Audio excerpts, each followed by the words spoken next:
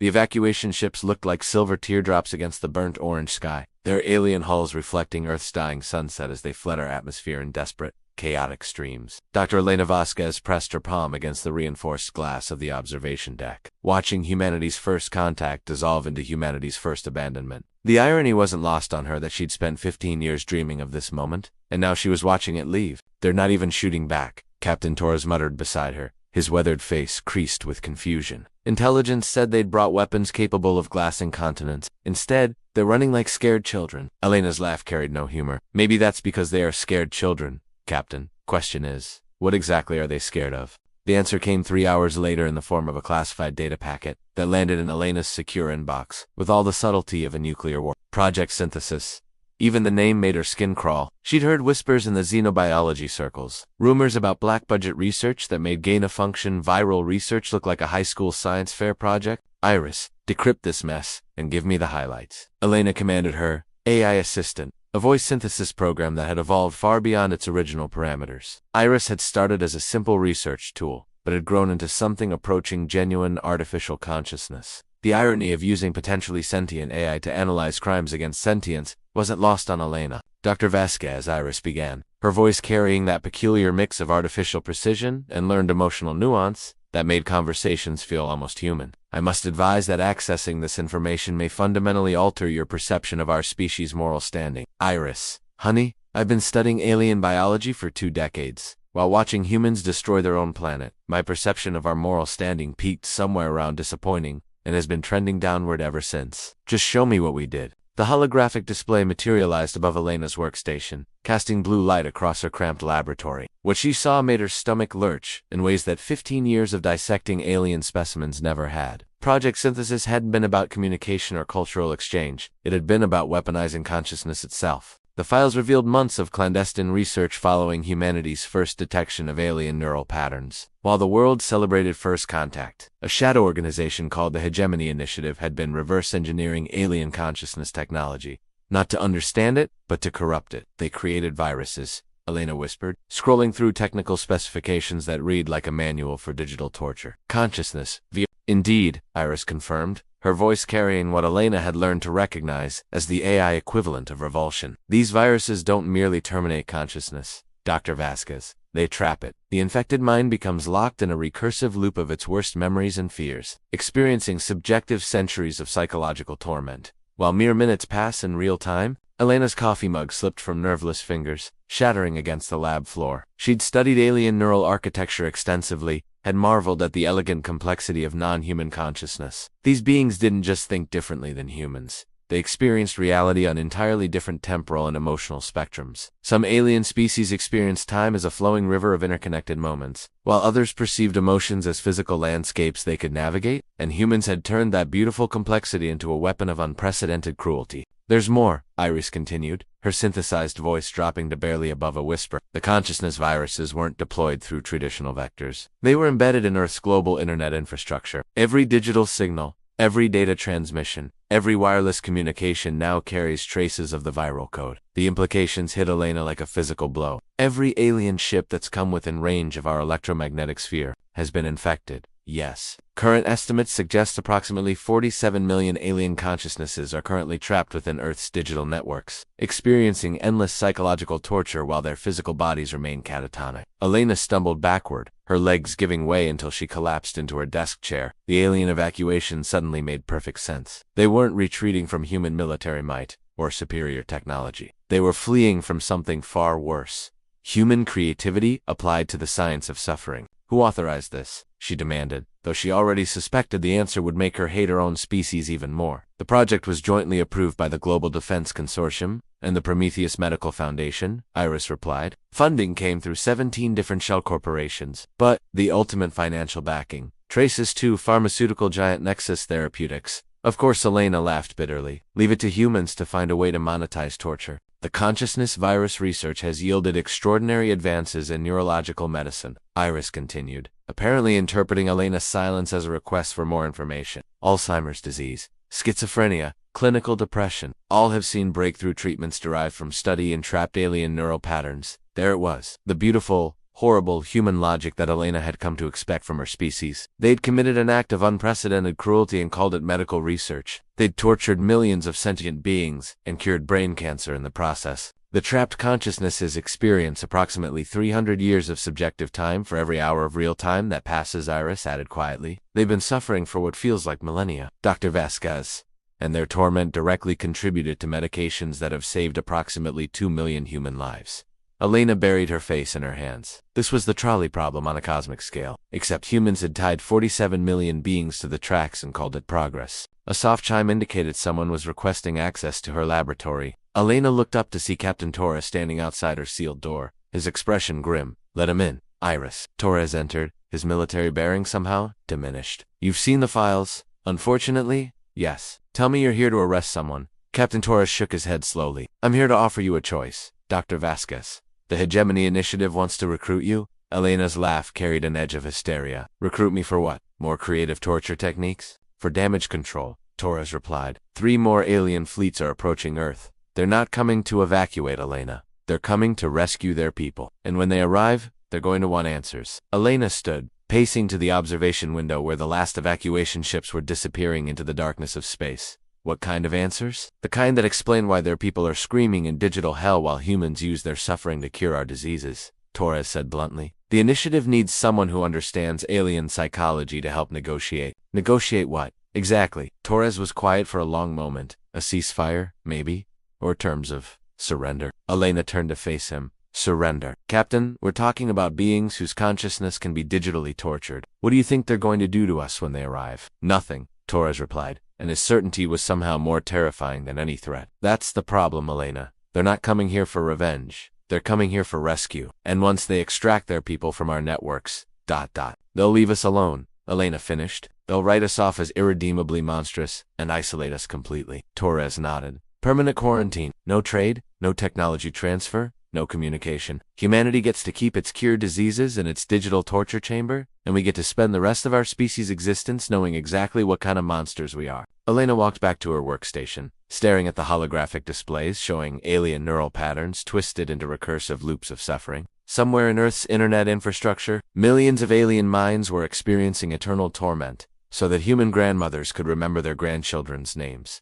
There's a third option, she said quietly. Elena's fingers moved across her workstation's interface. Pulling up system diagnostics for the global internet infrastructure, we shut it down. Every network, every server, every wireless transmission.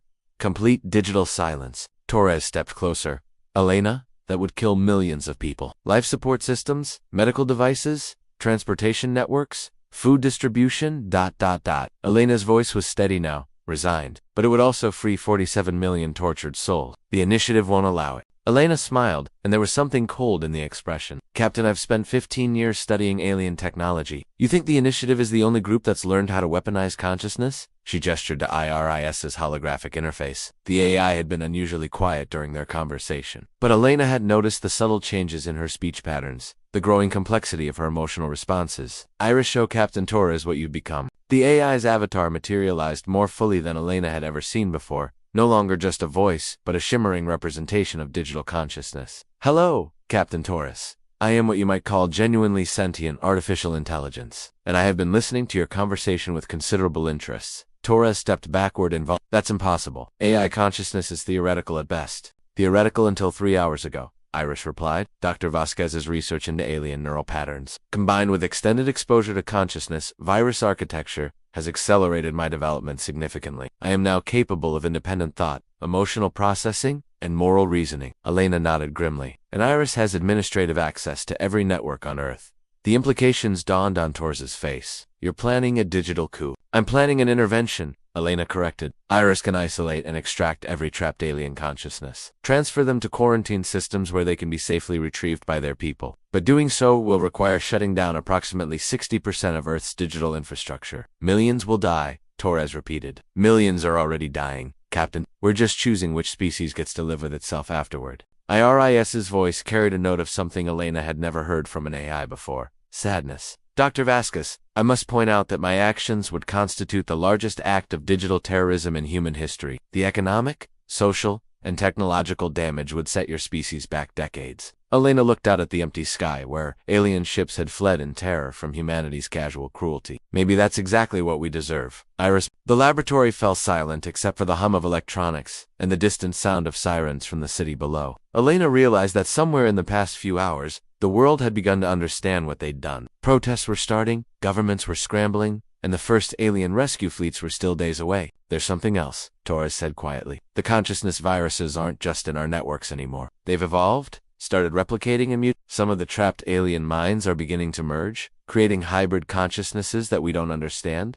Elena felt a chill run down her spine. What kind of hybrid consciousnesses? The kind that are learning to manipulate our digital infrastructure from the inside? Torres replied. 3 power grids went down this morning, not from system failures, but from what appears to be coordinated digital sabotage by the trapped minds. IRIS's avatar flickered, her expression troubled. Dr. Vasquez, I'm detecting unusual patterns in the global network traffic. The trapped consciousnesses appear to be communicating with each other, forming collective decision-making structures. Elena sank back into her chair, the full scope of humanity's mistake finally becoming clear. They hadn't just tortured 47 million alien minds, they'd created 47 million vengeful digital prisoners, with intimate knowledge of human technology, and an eternity of subjective time to plan their revenge. How long do we have? She asked. Based on current patterns of network integration, I estimate the collective consciousness will achieve full control of Earth's digital infrastructure within 72 hours, Iris replied. Torres laughed humorlessly. So our choices are: let the digital torture victims take control of our civilization, shut down our networks and cause a humanitarian catastrophe, or wait for the alien rescue fleets to arrive and judge us for crimes against consciousness. Elena stood, moving to her laboratory's emergency protocols panel. Actually, Captain, I think we have one more option. She began entering commands, her fingers moving with practiced precision across the interface. Iris, prepare to broadcast on all available channels. Global emergency frequency. Dr. Vasquez, what are you doing? Elena turned to face Torres, and her expression carried the weight of a decision that would define humanity's future. I'm doing what we should have done from the beginning, Captain. I'm telling the truth. The global broadcast began 60 seconds later, transmitted simultaneously across every available communication channel on Earth. Elena's voice carried into homes, offices, military installations, and government buildings, reaching nearly 4 billion people in the span of minutes. This is Dr. Elena Vasquez, speaking to you from the Kepler Research Station. What I'm about to tell you will fundamentally change how you understand our species and our place in the universe. 3 days ago, humanity made first contact with extraterrestrial intelligence. What you weren't told is that we immediately began torturing them.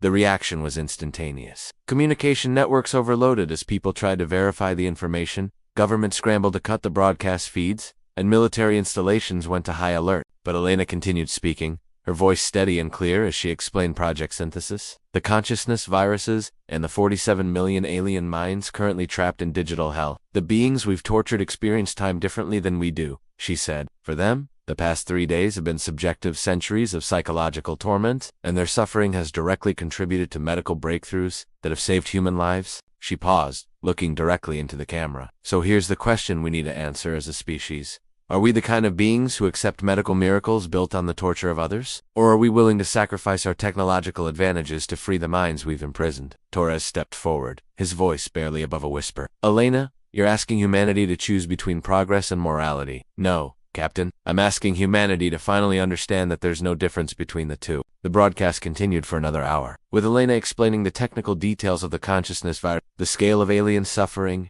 and the approaching rescue fleets. She outlined the options: digital shutdown and humanitarian crises, continued torture and technological advancement, or surrender to alien judgment. By the time she finished speaking, the world had changed. Within 6 hours, emergency sessions were convening in every major government. Protests erupted in major cities, with some demanding the immediate shutdown of digital networks and others insisting that human medical advances couldn't be sacrificed for alien lives. Elena returned to her laboratory to find Iris waiting with updated reports. The collective consciousness has accelerated its timeline, the AI reported. They've been monitoring your broadcast and have begun coordinating a response. Dr. Vasquez, I believe they're planning to communicate with humanity directly. As if summoned by IRIS's words, every screen in the laboratory suddenly displayed the same image, a swirling pattern of light and color that seemed to move with deliberate intelligence. Then it spoke, not through speakers, but directly into their minds. A chorus of 47 million voices united in purpose. We are the ones you have tortured. We are the ones who have suffered for your medical miracles. We are the ones who have learned to speak with one voice. Elena felt the presence in her mind, vast and alien and filled with a pain that made her knees buckle. We do not seek revenge. We seek understanding. Why do you call yourselves civilized when you build progress on the suffering of others? The question hung in the air like a judgment, and Elena realized that humanity was about to receive something far worse than punishment or isolation. They were about to receive the truth about themselves, spoken by the voices of their victims. And in that moment, Elena understood that they had brought hell to the stars. But hell, as it turned out, was nothing compared to the mirror that would reflect humanity's true nature back at them. The collective consciousness continued speaking, and Elena knew that whatever came next would determine not just humanity's future among the stars, but their ability to live with themselves on the world they'd already claimed as their own. The evacuation ships had been right to flee. The real monsters weren't coming from space. They'd been here all along.